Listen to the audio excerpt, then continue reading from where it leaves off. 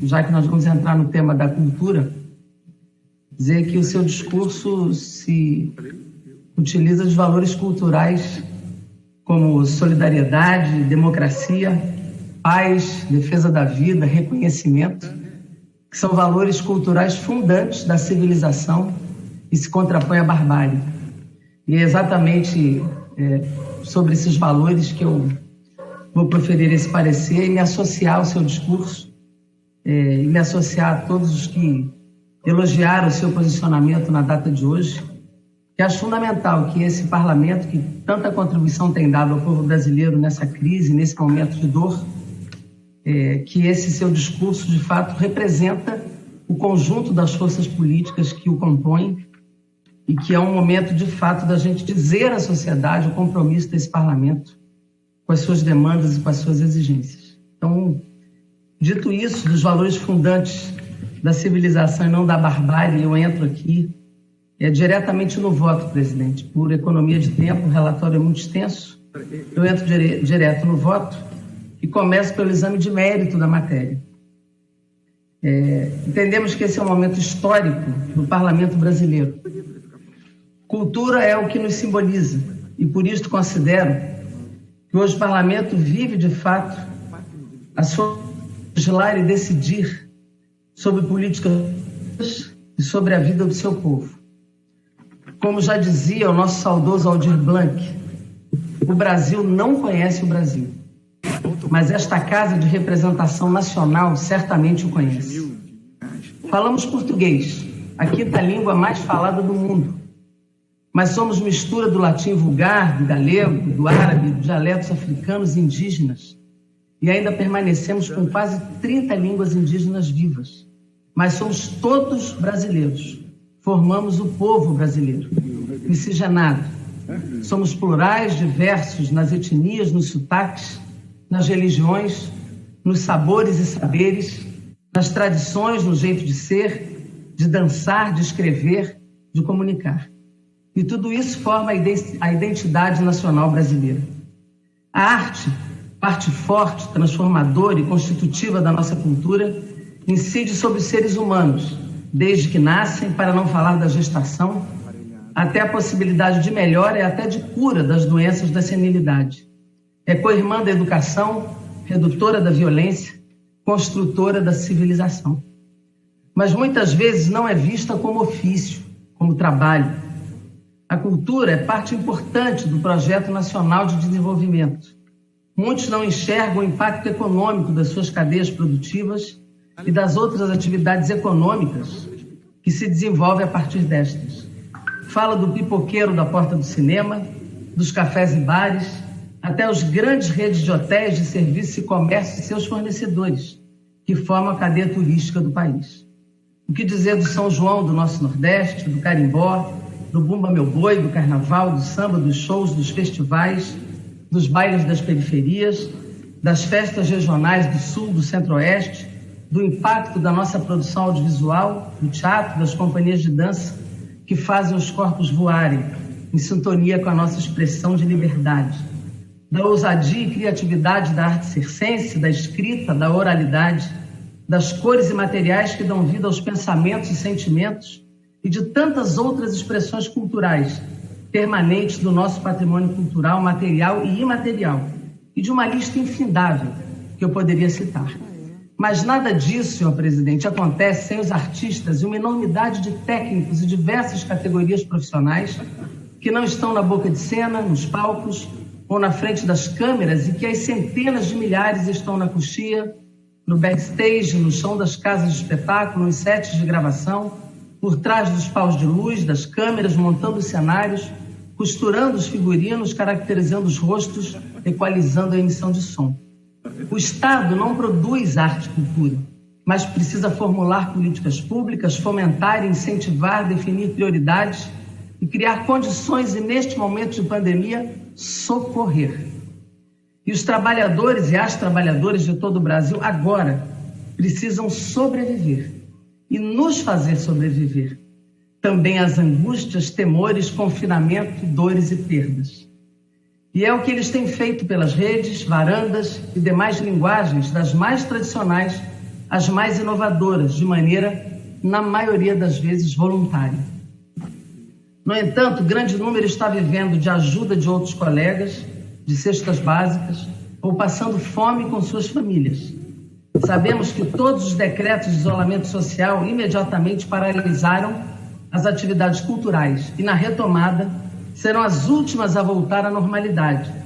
Por isso, tenho certeza, o Parlamento brasileiro não faltará à cultura neste momento tão difícil do país. A sociedade se movimentou intensamente.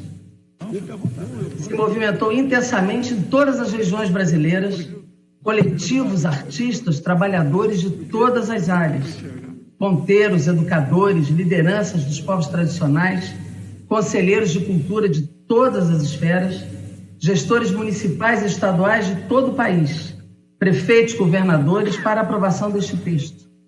Quero, inclusive, fazer agradecimentos a todas e todos que participaram deste belíssimo processo.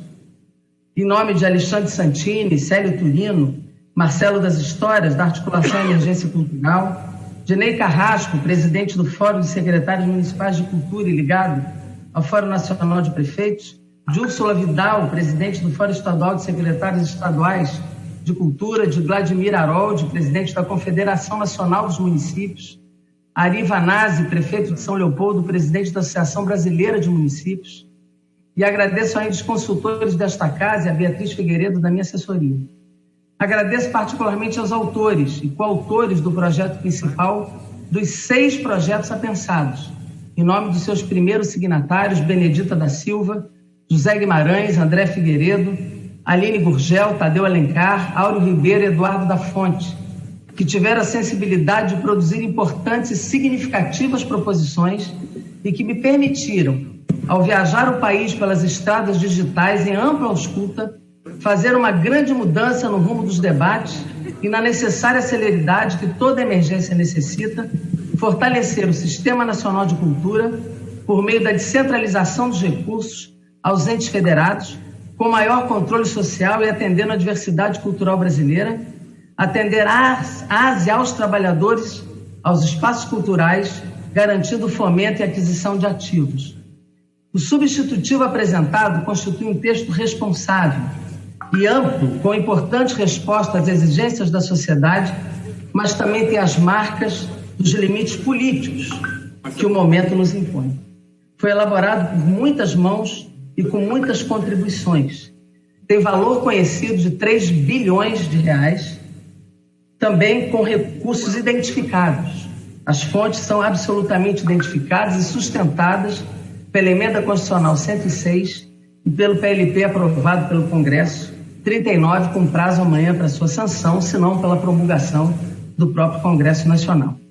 Esse substitutivo, ele tem vários blocos de definição, de auxílio emergencial, com os critérios, inclusive, semelhantes aos critérios do auxílio dado a toda a sociedade, mas terá a celeridade da descentralização para os estados e municípios e também apoio aos espaços culturais nas diversas organizações, também o fomento por edital, chamada pública, prêmios e aquisição de ativos.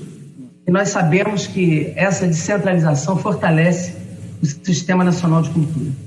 Agradeço a todos os líderes da Casa pelo acolhimento, sensibilidade, disposição ao debate, da oposição, do centro e da base do governo, aos líderes Vitor Hugo, e realço aqui o parecer favorável do Ministério do Turismo, a quem hoje pertence a pasta da Cultura, ao líder Arthur Lira e ao presidente Rodrigo Maia, por chegarmos a bom termo e a vitória do que espero seja a grande consagradora do Parlamento na tarde de hoje. Esse projeto não é um projeto de um ou de outro partido, não é de um ou de outro deputado isoladamente, será um projeto da Casa, que de forma republicana e ampla discutiu, incorporou muitas contribuições dos parlamentares, emendas de vários partidos, de vários líderes, e principalmente da ampla e amplíssima contribuição belíssima e inovadora da sociedade brasileira. Esta lei foi apelidada por todo o Brasil de Lei de Emergência Cultural. Muitos artistas faleceram neste período da pandemia, como Dona Neném da Portela, Rubens Fonseca, Flávio Migliatti, Moraes Moreira, mas um deles deve dar nome a esta lei, pela obra que deixa ao Brasil e por ter sido vitimado pela Covid-19. E tenho certeza honrará muito a todas e todos nós. Por isto, quero propor ao Parlamento e à sociedade que chamemos esta lei de Lei de Emergência Cultural Aldir Blanc. Por fim, senhor presidente, na análise de mérito, quero colocar aqui que todas as emendas que foram incorporadas estão expressas no nosso relatório e, obviamente, até o final da discussão, darei parecer a todas elas. Quanto ao mérito da compatibilidade e adequação financeira, senhor presidente, quero aqui registrar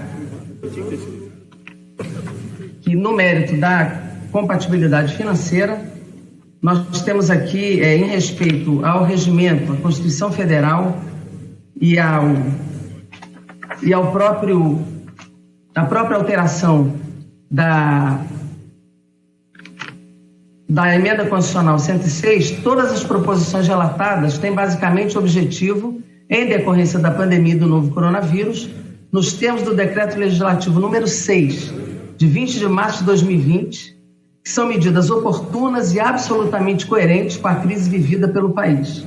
Desse modo, quanto à admissibilidade financeira e orçamentária no tocante ao orçamento da União, a despesa instituída pelo projeto em exame é considerada de caráter temporário, não sujeita à sistemática comum da adequação orçamentária e financeira.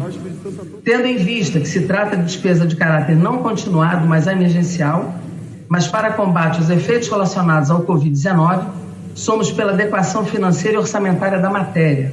Não há óbices à admissibilidade financeira e orçamentária das proposições na forma do substitutivo apresentado, sobretudo porque o substitutivo contempla as proposições originais, os devidos ajustes necessários a essa adequação.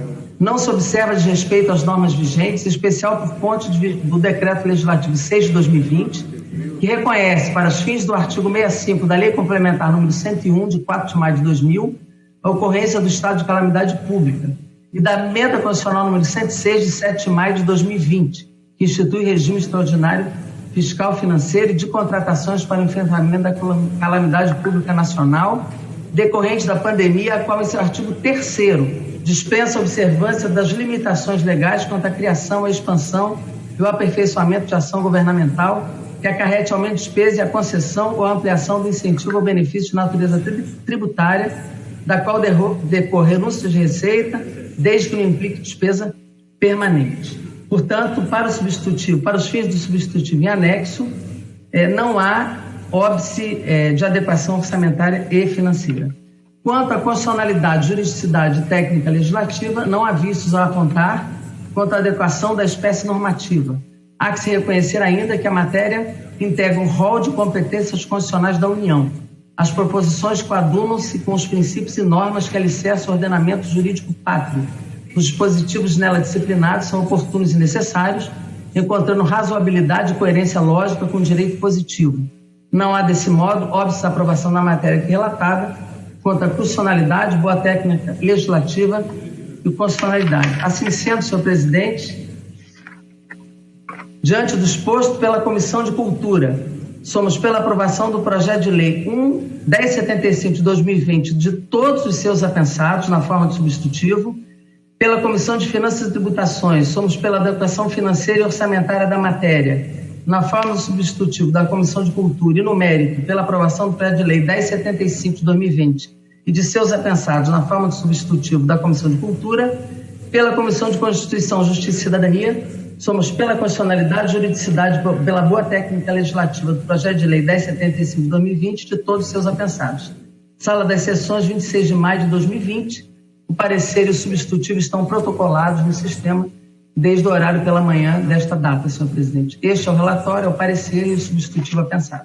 E o substitutivo protocolado.